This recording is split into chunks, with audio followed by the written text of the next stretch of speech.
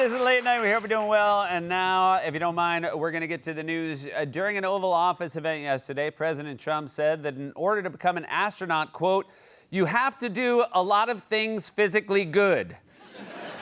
And added that he would have, quote, no trouble making it. Oh, yeah, you're the picture of health. I'm surprised you don't need an oxygen tank on Earth.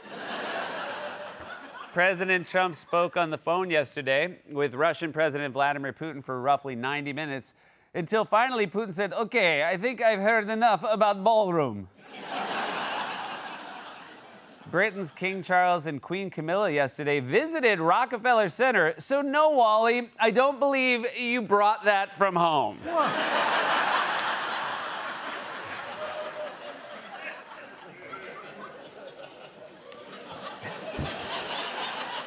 There's an extra fun part of the monologue, not for you guys at home, but for people in the audience now have realized that Wally's wearing a crown and won't be able to take it off for a while. President Trump reposted an image yesterday on Truth Social of the Strait of Hormuz, renamed as the, quote, Strait of Trump. Seems like a perfect name for it, considering it's completely shut down.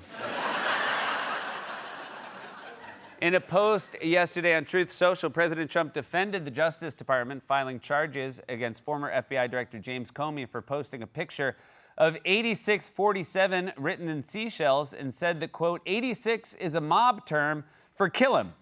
Plus, everyone knows the most dangerous mobsters communicate exclusively by seashell. I gotta get a message to our friends in Philly. Help me rinse these off. President Trump's Doral Miami Golf Club recently put up a 15-foot-tall gold statue of Trump. Well, at least we can rest easy knowing that eventually Tiger Woods will crash a car into it.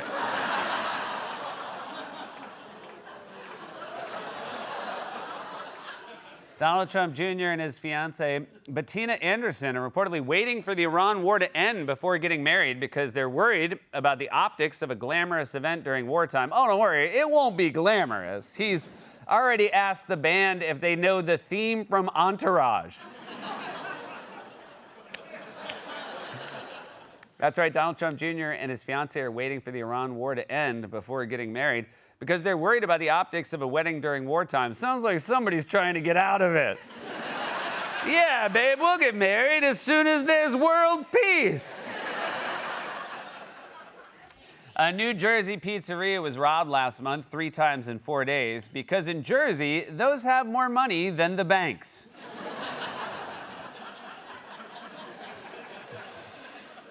Don't dismissively shake your head wearing that crown.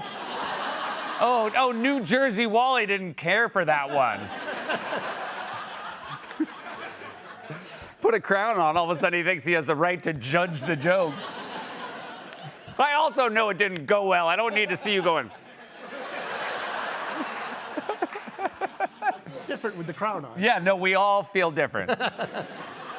And finally, according to a new survey, 30% of respondents said that they have removed a friend or family member from a group chat in the last year. And for those who aren't in a family group chat, it was you. And that was a monologue, everybody. Here we go. We got a great show for you tonight. You know him from hit shows like Big Little Lies, Parks and Rec, Severance. Currently he's in Hokum, which is in theaters nationwide, May 1st. The fantastic Adam Scott is back, everybody. She's an incredible actress, you know, from films like Cape Fear, Natural Born Killers, shows like Yellow Jackets and Welcome to Chippendale. She's making her Broadway debut in the Rocky Horror Show at Studio 54 in New York. Juliette Lewis is also back on the show. We're so excited about both of our guests.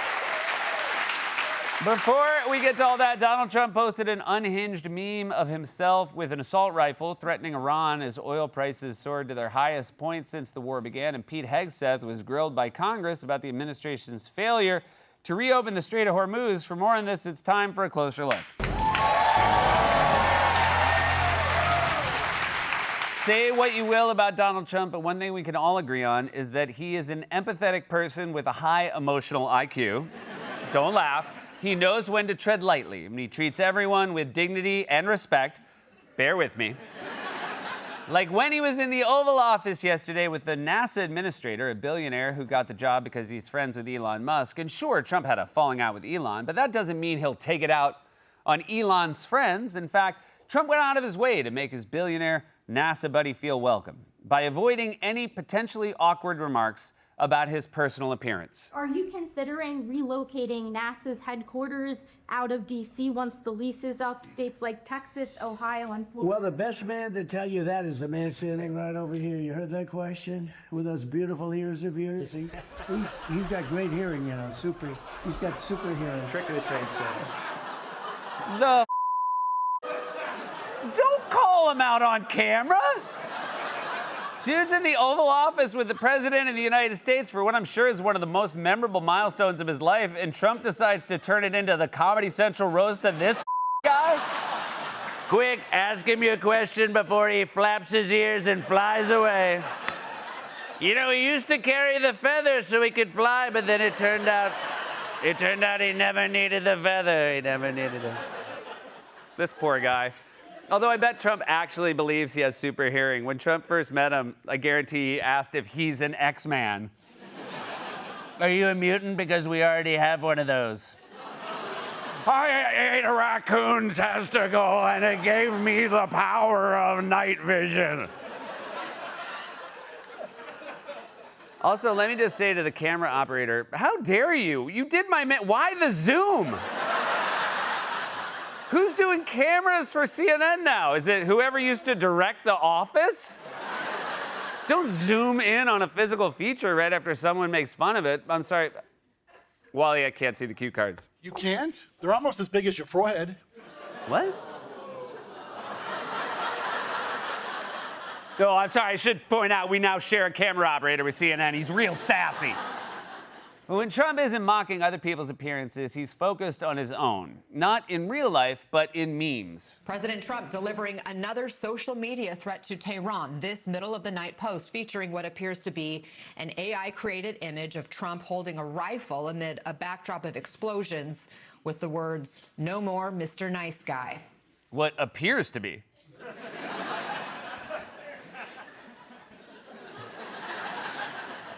Well, I don't think he went into his backyard.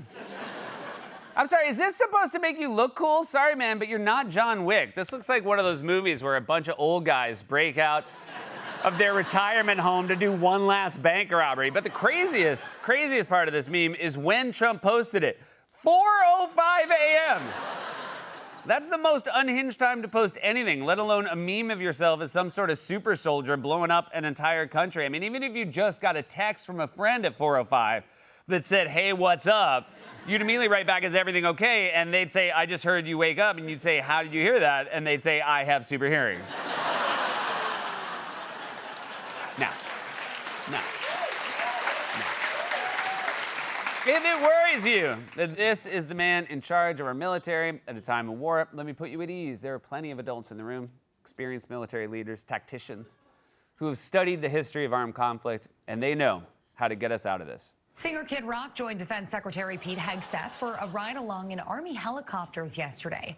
Hegseth posted photos calling Kid Rock a patriot. I mean, why is Kid Rock going for a joyride in an Army helicopter and addressing members of the military? Oh no, is this going to be the new military uniform?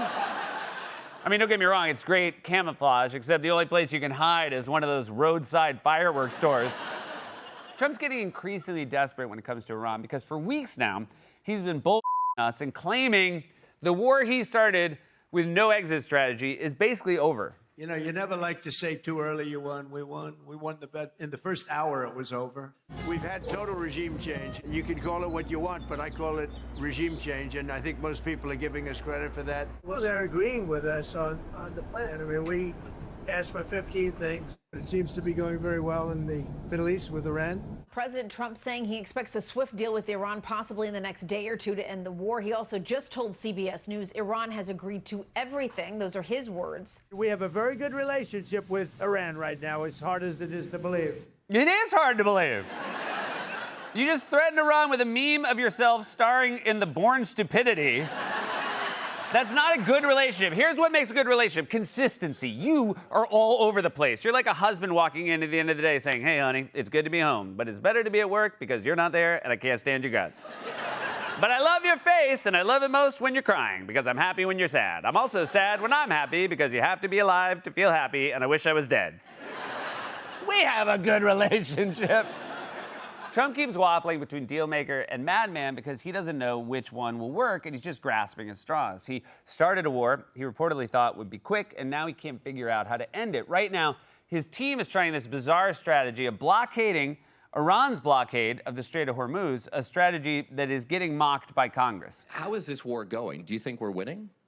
Militarily on the battlefield, it's been an astounding military success. No, but are we winning the war? Absolutely. Okay, so do you call Iran closing the Strait of Hormuz winning?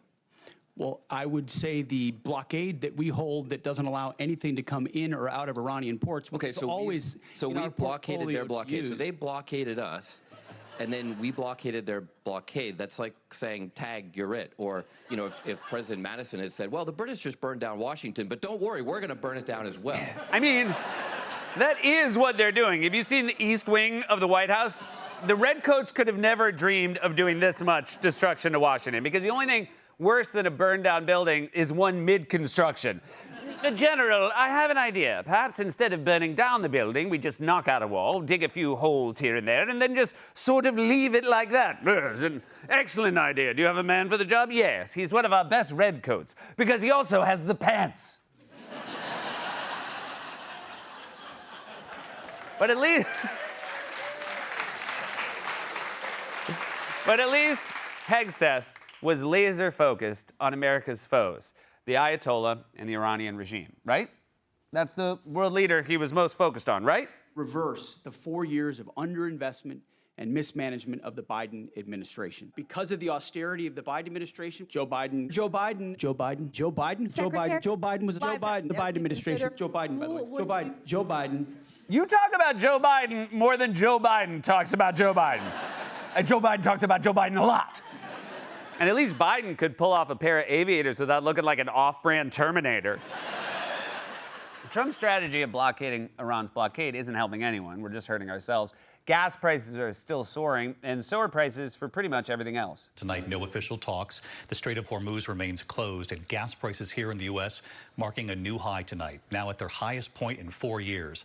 And of course, it's not just gas, it's diesel used to deliver goods and groceries, and the prices you're now paying. Gas prices today hit their highest level in 4 years. The average price for a gallon of gas now $4.20. That's up $1.26 since the start of the Iran war. With peace talks stalled and no sign that oil tankers will start moving anytime soon through the Strait of Hormuz, oil prices are still climbing. I just talked to veteran analyst Andy Lippow, and he said that in the next 7 to 10 days, he thinks the national average will go to $4.25 to $4.30 a gallon. That's insane. Gas is at its highest point since COVID, and COVID was something we couldn't control, though based on the fact that Trump blockaded a blockade, I wouldn't put it past him to try and bring COVID back so we had something to blame it on. Look who got out again! You better not mess with our gas prices, you rascal, you.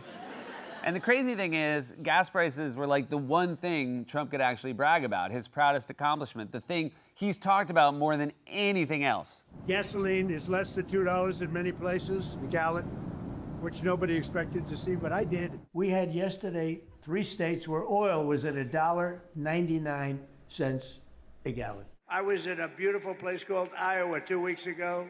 $1.85 a gallon for gasoline. When I visited the great state of Iowa just a few weeks ago, I even saw $1.85 a gallon for gasoline. We have people now getting gasoline for $1.99, $1.96, $1.95, $1.92 yesterday. He wants all of us to be so impressed he can keep listing numbers under $2. $1.90, $1.95, $1.92. Get ready for this one. If you think I've run out, I have $2.05. Wait. $1.91. Of course, none of this was a problem before the war started. The Strait of Hormuz was open. Tankers could sail through it with ease. We did this to ourselves. Although Trump's allies on Fox News really wish he would stop saying that. I wish the talking point of that the Strait was open before the conflict, people got to stop doing it. It was a beautiful day. The morning of 9/11. Sorry, then? If you're ever thinking of comparing anything to 9/11, a good rule of thumb is to just stop talking. Especially since in that analogy, you made us 9/11. In fact, that should be someone's job. We should appoint someone to be on alert for bad 9/11 comparisons. Someone who can hear, those analogies, no matter where they are. Someone in the world with super hearing. Wait, I think I know the perfect man for the job. There he is. For anyone who thinks it's mean I keep doing that, I don't care. There's nothing anybody can do to me. Oh, they're zooming in again, aren't they, on my forehead? All right, I learned my lesson. Americans are furious with Trump's handling of both the economy and the war in Iran, which is why he keeps hitting new lows in polls. But Trump doesn't care. He's not listening. That's why he needs someone with Super hearing. That's a closer look.